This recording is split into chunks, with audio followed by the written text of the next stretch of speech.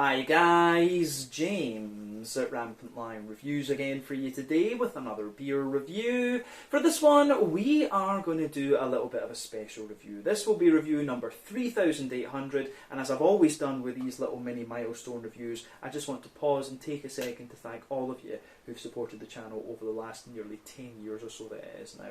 Absolutely crazy to think. But as I've always said, this channel just started out as a little bit of a hobby for me to learn about beer. It got out of hand and yeah, it's been great over the last 10 years. I've got to try some really nice beers, meet some really cool people and explore some really interesting places, and that's what makes it all worth it. And I have no intention of stopping, so there will be many more videos to come over the coming years and many more beers to try, which is always great. But from the bottom of my heart, a huge thank you to all of you who've supported Rampant Lion Reviews over the last 10 years or so. It's been really a great journey.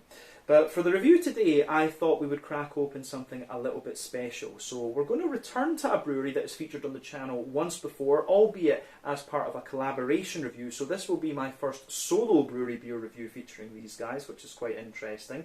But these guys have a very good reputation. They're best known for the different kinds of Imperial stouts and also for their more kind of woody, traditional Belgian type sour beers. And the beer that we're having a look at today is a style that I have tried from these guys a couple of times before on tap, but the first time that we're having a look at one of these on the channel. But it's a style I very much enjoy. It has got a little bit of a twist to it that I haven't had too many of either on the channel or on tap before, and that's something that really kind of sparks my interest with this one actually. It's supposed to be a very nice beer, so needless to say I'm just very curious to see what this one is going to have in store for us. So hopefully it's another good beer, hopefully it makes for an interesting review, and as always I hope that you guys watching enjoy my take on this one as well. So yeah, for this review then we are going to head to Richmond in Virginia, which is a little bit to the south of Washington DC, the American capital, and we're going to have a look at my first solo brewery beer I guess we could say, from the Veil Brewing Company. So this particular beer is called Suffer. It comes in at 12% ABV, and this one is a stout blend. So they're describing this one as a blend of 15-month-old apple brandy wheat Imperial Stout and 13-month-old bourbon Imperial Stout, which has been conditioned on 3 types of coconut. So yeah, this should be very interesting in fact. I don't think I've ever tried this one on tap or anything like that. I think this is just one that I bought because I thought it sounded really interesting. But if memory serves me correctly, I bought this one at Kiosk over in Copenhagen. It says on the back of the bottle that it was bottled in March of 2021, so I'm pretty sure I would have bought this beer probably around Christmas time in 2021 actually, because that was when I returned to Scandinavia after a little while. It could have been a little bit earlier than that actually, if memory serves me correctly. But yeah, 12% Imperial Stout blend, this one. A brandy barrel-aged Imperial Wheat Stout, and then a bourbon barrel-aged Imperial Stout aged on coconut. This should be pretty damn cool, and a style that we know the Veil Brewing are very well renowned for. So anyway, as always with my reviews, I'll tell you a little bit about the brewery then before we taste the beer. If you want to get straight to the tasting though, just fast forward. All the usual links can be found in the video description below. That's the brewery website, the link to my other reviews that I've done from the Veil Brewing Company before, and we will hopefully be able to add more to that list in the near future. But there's all the usual social media down there. If you want to see more reviews, do please consider subscribing to the channel. The support that you give is massively appreciated, and remember you can go into the channel homepage and search for beer based on the geography tagging system. So just go into the homepage, use the little search bar, put your hometown, state, county, whatever you like in there. If I've reviewed beers from the area that you search for, they will pop up, but failing that you can check out the playlist of beers from different countries. You'll find this one in the American playlist along with a number of other things, and you can check out the playlist of beers from other countries as well. But yeah, let's go on to my brewery notes then, and I'll tell you a wee bit about the Veil Brewing once again then. So, the Veil Brewing, as I've mentioned to you already, are based in Richmond in Virginia, and the company was founded by Matt Tarpey, who had previously been a musician, and Dustin Durrance, who had a background in economics and finance. So apparently Matt grew quite tired of his lifestyle, and he looked at changing careers. So when he did this, he ended up working in construction for a little while, but one of his friends was home brewing, and he tried the beers and got really interested in the brewing process and how you did things. But he found that there was a very small brewery close to him called O'Connor Brewing, and he volunteered there for a little while before asking to join them permanently as a brewer. But in 2012 he went on to move to Dover in New Hampshire in New England to join Portsmouth Brewing under Todd Mott for about a year before he headed on to join The Alchemist in late 2013. But during his vacation time while working for these companies, he interned at Cantillon in Brussels in Belgium, and then later went on to work for Hill Farmstead as well. So basically he built himself up a very good pedigree of brewing knowledge. But his father's health deteriorated, and this eventually led him to return to Virginia, and it was then that the brewery was established along with Dustin, who'd been in contact with Matt for a good number of years. But the brewery opened its doors in April of 2016 in the Scots Addition neighbourhood of Richmond, and they have an on-site tap room there which has been going for basically since the brewery started, from what I understand. But a few years later, in 2019, they opened up a second location in the Railroad District of Norfolk, and then the following year they opened up another location in the Forest Hill District of Richmond. But they've also got their Funk Hoist Cafe, if I'm pronouncing that correctly, Funk House, however you would say it, which is at their Barrow facility in Richmond, and this is where they showcase their sour beers. But over the years, these guys have won many awards. Like I said to you earlier, these guys are probably best known for their Imperial stouts and their kind of fruity sour beers over here in Europe, but probably in America, I think in the States they do a number of different kind of IPAs and things like that, but they don't export those too widely, which makes sense because those are the beers that you really need to drink fresh. But yeah, like I say, they've got a very good reputation for these big Imperial stouts, and they've been very prolific as well. As of June 2023, when I'm filming this review for you, these guys have produced 1,130 different varieties of beer according to Untappd, which is pretty damn impressive. But yeah, that is everything I can tell you about the Veil Brewing Company for the moment. If you want to learn a bit more about these guys, you can of course check out the brewery website. You can follow them on Facebook and Instagram to keep up to date with all the latest goings on, and you can check out the Rate Beer, Untappd and Beer Advocate pages to learn a little bit more about all the different beers that these guys have done. So yeah, that's that for your history section on the Veil Brewing. But yeah, just to tell you a little bit about the beer once again.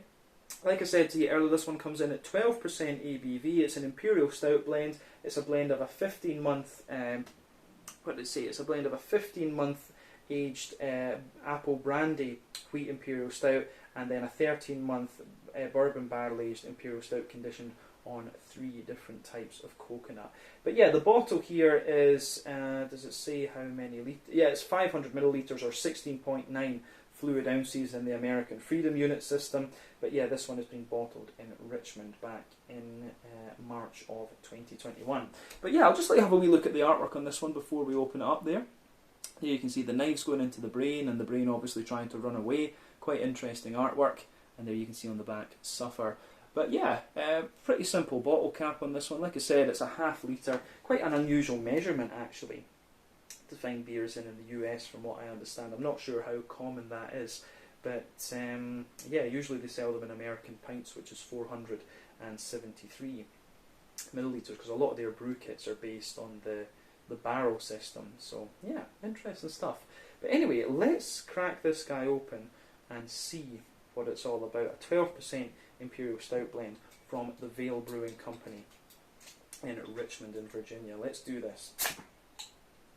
Oh, nice little bit of smoke on the opening there. Not sure how well you guys are going to see that, but I can see little bits of coconut just sticking to the inside of the bottle here. But let's get some of this out into the glass and see what it's all about. But I mean, right away you can see how thickly this thing is pouring. That's a bit crazy, to be honest with you. But yeah, we've got maybe about 375 mils in the glass just now, about 70% or something, and I think that's enough to take a wee look at the appearance of the beer. So you could see that when we poured it, it poured with about a quarter finger of a frothy, very dark tan head actually, very, very dark, but that has just faded away to a very thin foamy layer. There's basically nothing on the top of the surface of this beer. Now you can just see a few little bubbles around the very edge of the glass there. When you sugar this beer up, you can see little particles of coconut just sticking to the side of the glass there. But yeah, if we shine the light through this one, there's not a lot of opacity to this beer at all. I'm not sure whether this one's going to contain wheat and oats and all of these kind of things, but just going by the appearance, I would guess that that could well be the case. Yeah, this beer, incidentally, it's poured a lovely kind of dark ebony rosewood colour, which you guys can quite clearly see. Yeah, so remember, the colour of your beer depends on a few things. One, the type of malts that you use. This goes a long way to determining your EBC rating. Two, length of your wort boil is also going to play a role, because the longer you boil the wort, the more the sugars caramelise, and thus you get a darker colour of beer. But any barrel aging you do, or adjuncts you put into the beer, will affect the colour as well. But when it comes to black beers such as Imperial Stouts, it's very, very difficult to it's very, very difficult to affect the colour of these just by the barrel aging, of course. But yeah, it certainly looks the part of an Imperial Stout. Most of the colour in this one will be due to the presence of some kind of black malt or something like this. But yeah, nothing untoward about the appearance of this beer. As I say, when you shine the light through it, you get a teeny little bit of like a chestnutty Coca-Cola, Pepsi coloured edge to it. But yeah, it's pretty much black as night, this one, which is to be expected from the style. One or two kind of small bubbles sticking toward the side of the glass at the bottom there, and a few little ones going up toward the bottom of the head, but pretty much no carbonation visible in this beer, and I'm absolutely not surprised about that. So yeah, I think that's everything we really need to say about the aroma. This one, there's nothing really surprising here. Let's have a look. That's all we need to say about the appearance, I should say, not the aroma. Let's go on and have a little look at the aroma of this one and see what it's all about.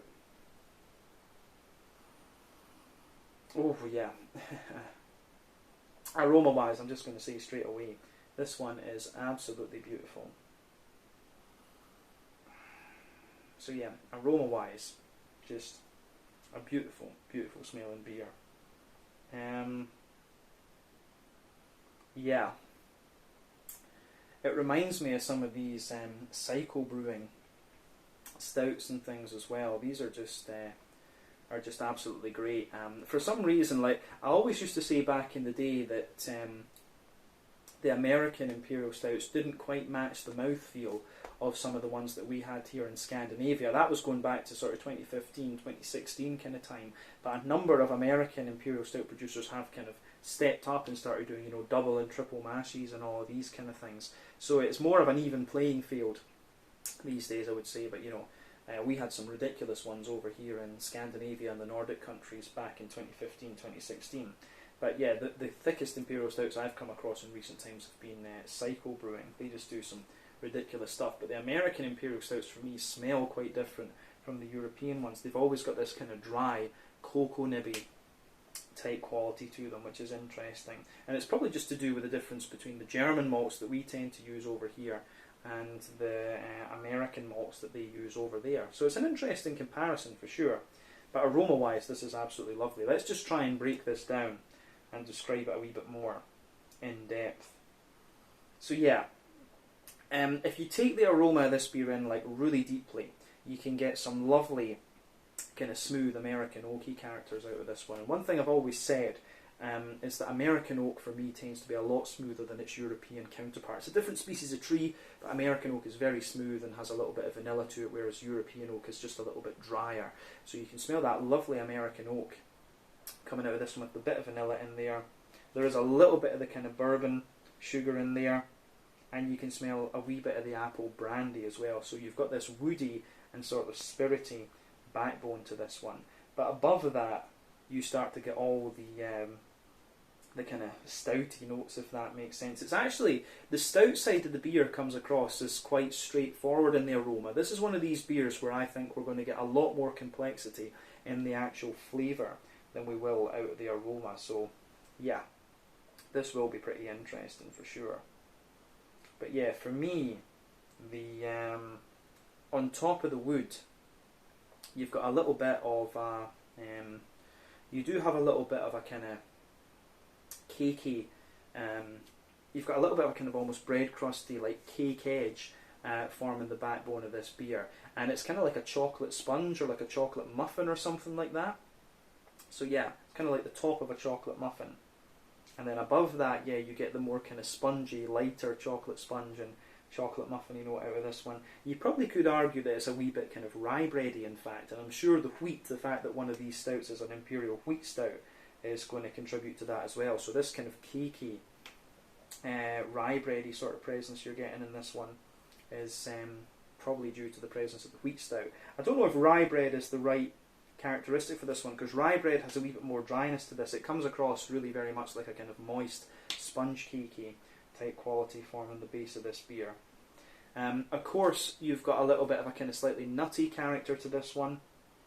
You've got a good little bit of chocolate as well, for sure. So for me, the chocolate in this one's actually almost like a kind of syrupy chocolate. It's not too heavy in terms of its cocoa content. You know, it's maybe about 60-ish, 60%-ish cocoa chocolate, but you've got a bit of a more kind of 40% milky chocolate note coming out of this beer as well. So the chocolatey characters you get in this beer are actually quite bright, but at the same time it does have a bit of that more kind of dry, cocoa nibby type quality as well. So for me, that's very, very interesting.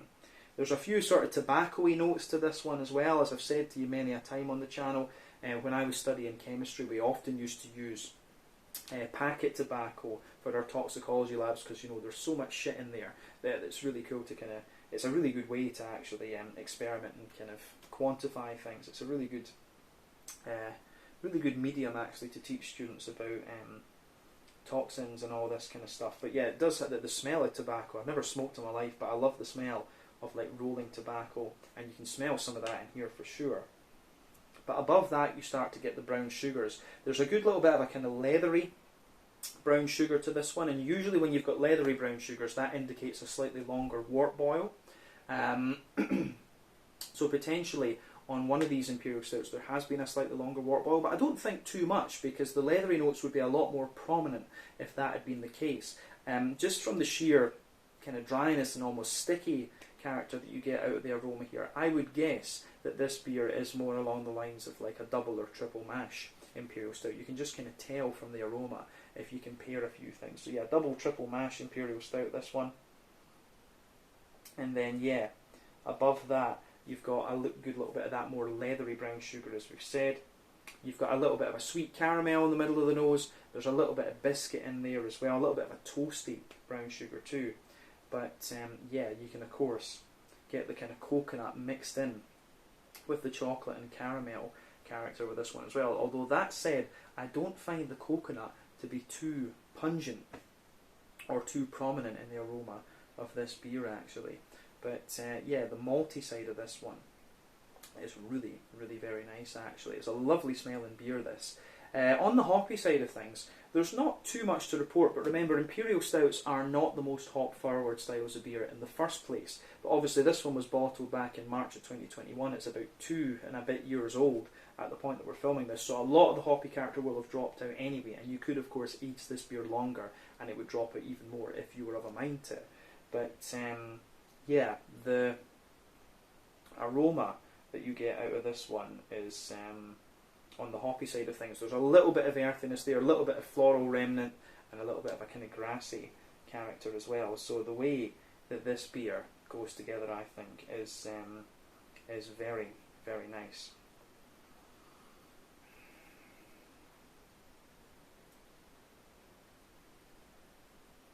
So yeah, the aroma of this beer style is really, really very nice in that sense as well. But yeah, you do just get a little bit of a kind of hop. You do get a little bit of hop out of this one, which I think is nice because it just adds a wee bit more depth to the beer. But yeah, it smells lovely from that perspective too. Let's have a wee look at the fruity side of things. So on the fruity side of the beer, it's actually quite straightforward in that sense. You don't get too much in the way of fruitiness from the aroma. I think we're going to get more complex notes out of this in the I think we're going to get a little bit of a more kind of complex character out of this one on the in the flavour. But yeah, for me, there's definitely a good little bit of a kind of plummy backbone to this one. I don't know if I'd go as far as raisins. It comes across more as a kind of juicy plum rather than a sharper raisin. So there's plums in there, there's prunes. Yeah, there's plum, there's prune. There's a little bit of there's a little bit of plum in there, there's a little bit of prune, and then yeah, you've got a wee bit more of than I would say like blackcurrant, blackberry sort of thing going on. So yeah, for me, the way this beer goes together is actually really, really nice. Yeah, I do like how this pieces together actually. Yeah. Yeah, I think I would go with that. These are kind of classic notes on the fruity side of things that you always get from American Imperial Stouts. But yeah, as I always say, take a bit of time to just enjoy the aroma of the beer before you get stuck into it, but I think it is about time for us to try this one and see what it's all about. So yeah, this one is the Suffer, a 12% Imperial Stout blend from the Veil Brewing Company in Richmond, Virginia, a blend of a 15-month apple brandy barrel aged Imperial Wheat Stout along with a 13-month bourbon barrel aged Imperial Stout aged on coconuts. Let's taste this and see what it's all about. Slàinte, skål, cheers.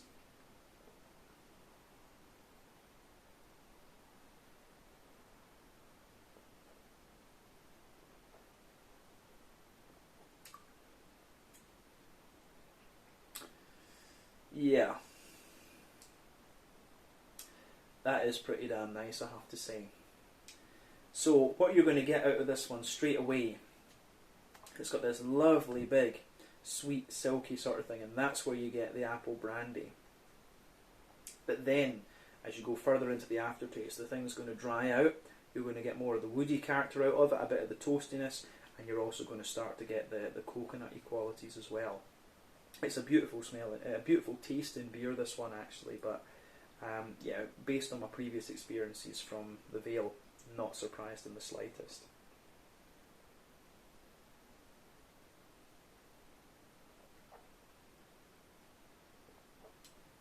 And yeah, I think this was a really nice beer to crack for review number 3,800 actually.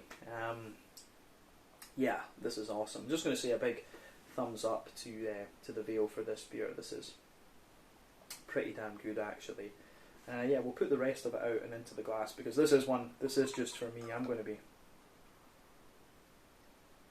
sipping the rest of this one over the course of the evening, just watching a film and things. So this beer is all mine, this one. I'm not sharing this one. But yeah, it's lovely stuff. So let's try and break this beer down then and just give you a wee bit more of an in-depth tasting of this.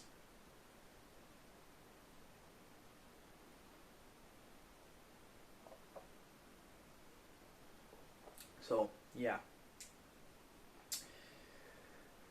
lovely stuff, honestly. So middle third of your palate then. You can feel the base of this beer is absolutely that smooth American oak, and you'll get more and more of that the further into the aftertaste you go. That lovely smooth American oak is just really apparent in this beer, and it comes out beautifully. So yeah, lovely big smooth American oak. Toward the front of that base layer in the middle third of your palate, you get a little bit of a kind of vanilla type quality. There is a little touch of like a Werther's Original butter candy butterscotch, but you can feel a mix. The further into the aftertaste you go, you do get a little bit of the kind of bourbon brown sugar coming out of this one, but to me the apple brandy is a little bit more apparent, and I wonder if it is so simple actually, if it's so straightforward that the longer you age a beer in the barrel, the more of those flavours you pick up. So the apple brandy for me is slightly stronger in the flavour than the bourbon is, but the apple brandy stout in this one was aged for 15 months. The bourbon barrel aged one was only for 30 months, but that's assuming of course that you've got a 50-50 ratio in this one. That's another variable that you need to think about. Be very curious to know a little bit more of the kind of technical side of what's going on in this beer.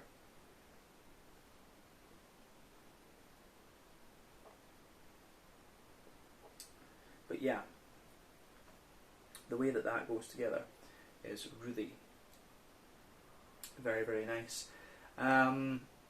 Yeah, for me, the above the kind of woody character then, and the kind of sugars, if you like, from the brandy and from the bourbon, above that you have a good little bit of a kind of like cake crust sort of thing. As I said earlier, this is one of these beers where in a sense the flavour that you get is really quite similar to what you might expect based on what you pick up in the aroma. That's definitely fair to say.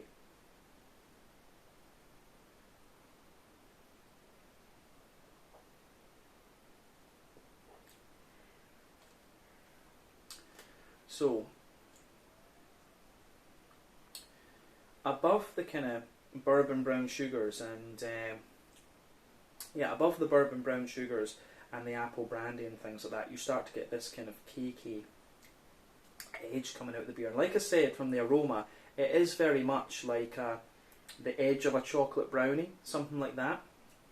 It has just that little bit more dryness to it, but then above that, you start to get the sort of chocolate sponge cake, chocolate brownie filling, if you like. So, chocolate muffin filling. I think that's probably a fair way to describe it. So very much a good little bit of that going on. But within that kind of muffiny layer, you do have a little bit of, you can taste the kind of coconutty flavours coming out. So it's almost like that kind of muffiny flavour that the coconut is just infused into that. And the way it goes together from that perspective is really, really very nice. So again, that gets a big thumbs up from me. Yeah.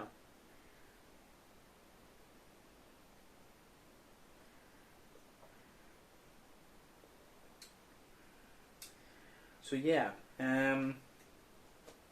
above the muffiny layer then, you start to get, there is a layer of like a kind of, it feels like a kind of wholemeal, brown bready character out of this one, but I'm guessing from the sheer thickness and density of that, it's going to be the wheat stout that's giving you that more kind of bready character above the sponge. And it is just drier, it's not quite as sweet as the kind of muffin-like layer underneath it. But then above that, you start to get the chocolatey, you start to get the kind of chocolatey qualities out of the beer as well. So for me, at the back of that middle third of the palate, you start to get, you can feel there's a little touch of a more kind of cocoa nibby dryness in there, but as you move further forward, it's got a little bit more of a, as I say, you can feel there's a sort of 60% cocoa chocolate there, but it's actually, the whole chocolatey vibe in this beer really is more bright and more kind of milky, so 60% might even be too dark, to be honest with you. But yeah, at the back of that middle third of the palate, you can feel the chocolatey notes there, and as you move further forward across that, further forward on that middle third of the palate, you can feel the chocolatey character just mellows out a little bit, so you get 60, 50 and kind of 40% cocoa chocolate in there, maybe even going up to 30%, but you can feel that the chocolate mellows out as you come further forward on the palate there, and that is very, very nice, I have to say.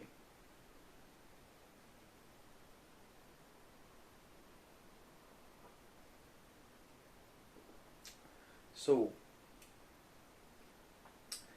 on top of the chocolatey side of this beer, then I will say the chocolate actually sweetens up the further into the aftertaste that you go. But above the chocolatey layer, you start to get the brown sugars, and the brown sugars in this beer for me are actually very bright. It's not leathery as I was picking up in the aroma, and that's one of the areas where I would say this beer deviates from the aroma. It's where the flavour deviates from the aroma. So yeah, you've got a little bit above the chocolatey layer, you've got a nice little bit of a kind of toasty brown sugary character there, and then above that you get a kind of circle of oily sweet caramel, and then in the dead centre of your palate you get that more oily treacle molasses type thing coming out of this one, which is absolutely great.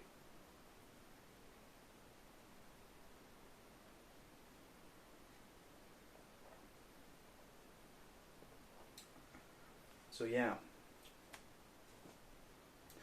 the oily kind of treacle molasses sort of thing with this one was it's really very, very nice. But you do get a bit more of dry treacle molasses quality into the aftertaste. You get more of the coconutty type characters in there as well, then the woodiness and the dryness of the cake. So the middle third of your palate in this beer is where all the complexity comes out, and it's absolutely lovely.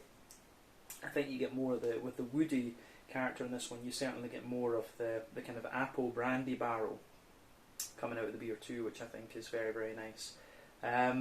Yeah, interesting stuff for sure.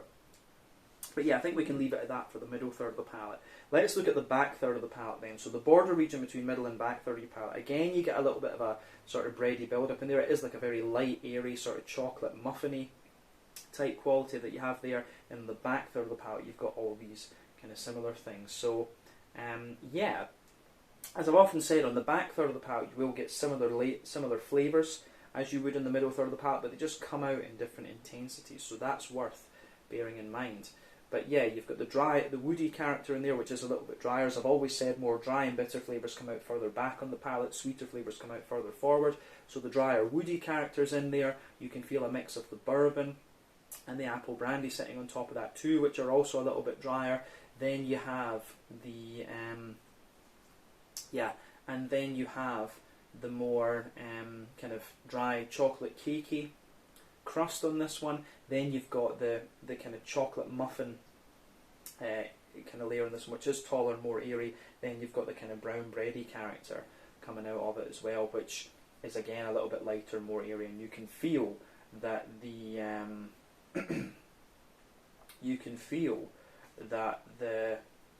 some of the cocoa nibby dryness and stuff is just kind of creeping over the top of that back third of your palate there as well. So that's very nice too, but above everything else you start to get some of the yeasty characteristics coming out of the beer. So let's just focus on that for a second.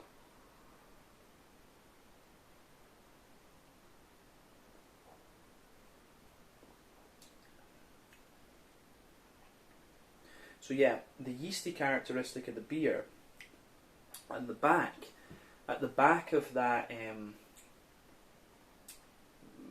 on top of that back third of your palate, you can feel it's almost got like a little bit of a kind of Christmas pudding type quality. There's really dense, highly caramelized, just Christmas pudding type quality that sits on top of everything else on that back third of the palate there. It's got a little bit of a kind of boozy or brandy kind of sort of thing coming out of it there, and it's just wrapped in a little bit of a honeycomb or a more toasty brown sugar actually. So yeah, you can feel on that back third of the palate the flavour is absolutely taller. Then as you come further forward into the middle third of your tongue, it just kind of squashes down and condenses together. But I think that describes everything we need to say about the malty, barrel and yeasty side of this beer, which is of course where the majority of the complexity lies. Yeah, let's go to the hoppy side of things then. There's not too much to say here, it's kind of as you'd expect. As I said earlier, a lot of the hoppy character has dropped out of this beer just because of kind of how old it is and the fact that an Imperial Stout is not the most hop forward style of beer.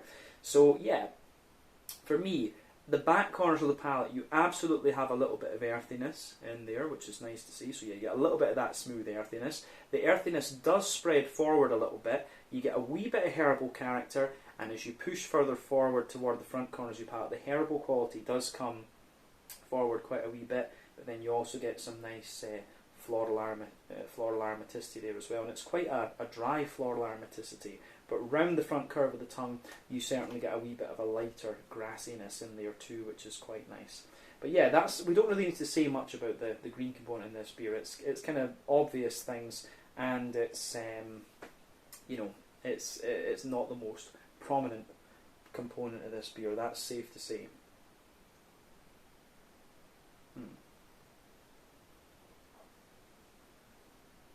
But what we will do is have a wee look at that front third of your palate then, and the fruity side of the beer. So the border region between front third and middle third of your palate, again, you get a little bit of this sort of bready and cakey build up in there, so you can feel that. It is again like a sort of brandy soaked bread. It has got a little bit more of that kind of Christmas puddingy character that I was talking about that you also get at the back third, at the very back of the palate there. But the base of that front third of your palate, you get a little bit more. You can feel the kind of woody character in there, which was a little bit smoother. You've got some of the kind of bourbon and apple brandy sugars, which actually feel a little bit drier on the tip of the tongue too, which is kind of interesting. And then you've got a kind of dry layer of like chocolate muffin sitting on top of that, then that nice oily bubble where the juicy fruity esters just roll their way out of the beer. So yeah, the way that this beer goes together for me is really quite nice in that sense. But let's look at the fruity side of the beer then.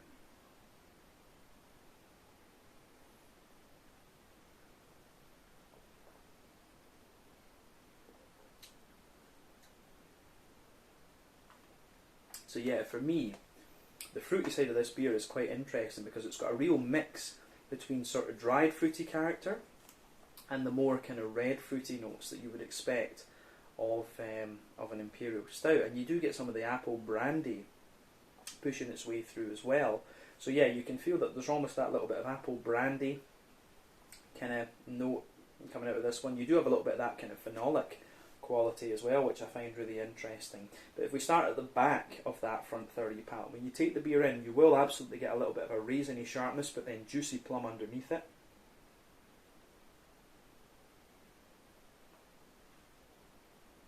So yeah, tiny little bit, as I say, you've got a tiny little bit of raisiny sharpness in there, big juicy plum. Then as you go further down into the base of that front third of your palate, you've got prunes in there, you've got dates, and then you've also got sultanas, which are really nice. But as you move further forward, you have, you can feel, you start to get a little bit, the sultanas actually spread quite far forward, then you start to get this kind of oily, peary type note out of it. Then as you move into the front half of that front third of your palate, you've got a wee bit more of you definitely have a little bit more of the kind of red fruity note coming out of the beer, which is interesting. So yeah, you get a little bit of black currant, you get a little touch of fig, but not too much. I'd say that the kind of oily pear transitions to give you a little bit of a black curranty note as you move into the front half of that front third of your palate, and then you've got a more blackberry-ish note on top of that. But really into the aftertaste, it's the dates. I get a lot of date, I get a lot of oily pear and stuff coming out of this beer, along with a lot of sultanas. So yeah, this is really interesting for me, how all this pairs together. And the apple brandy and the woody character, of course, lingers there into the aftertaste too.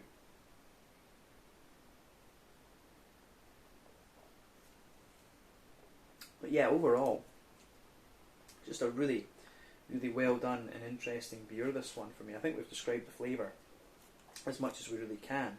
So yeah, let's round off with the mouthfeel. For me, the mouthfeel is absolutely full-bodied, pushing toward the top end of full-bodied. Very, very thick. It's quite obviously, I think it's 2 double mash or 2 triple mash Imperial Stouts that have been kind of blended together with this one. And of course the coconut is thickening it out, even though you have barrel aging here, which normally takes away a little bit of the mouthfeel. This thing is frankly thick as fuck. It's yeah, it really is just thick as hell, but it works. It really works very nicely. So yeah, the way that goes together, I think, is really, really nice. So absolutely top end of full bodied for me. The carbonation is very, very smooth. It's a very thick, dry, but in some sense, I don't know if you could describe it as creamy, but it's a very, very thick and smooth Imperial Stout, this one. In terms of IBU count, this is quite low. Actually, you do have quite a little bit of dryness, and you get a wee bit more toastiness and roastiness out of this beer the further into the aftertaste that you go, but I would not describe this as bitter. This is actually more a kind of dry and sweet stout, to be honest with you. 20-ish IBUs would be my guess, but as I always say, take my IBU counts with a pinch of salt. It's my weakest point of beer reviewing, but like I say, the malt base has a bit of kind of smoothness to it, a bit of roastiness, a bit of dryness, but you've got a lot of nice kind of smooth cakey character in this one, a little bit of kind of chocolate, lovely brown sugars, and yeah, the way this beer goes together, I think, is really very nice. In terms of the fruity side of things, so yeah, you've got lovely kind of big oily fruity notes out of this one, lovely kind of dry fruity characteristics as well. Yeah, I think this one goes together just really, really nicely. Actually, it's like I say, the fruity character's got a bit of red fruit, it's got a bit of dry fruity character to it. This beer kind of gives you everything you want. It's a very kind of Christmas puddingy type stout to me, and the apple brandy is a very interesting element too.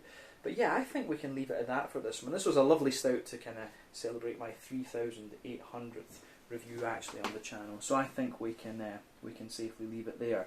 So yeah, this one was the Suffer, a 12% Imperial Stout blend from the Veil Brewing Company in Richmond, Virginia. This has been awesome to review, and it has been a bit of a longer review, but I hope you guys can forgive me for that. But once again, thank you for watching my beer reviews. Until the next time, please like, subscribe, share, all the usual YouTube stuff.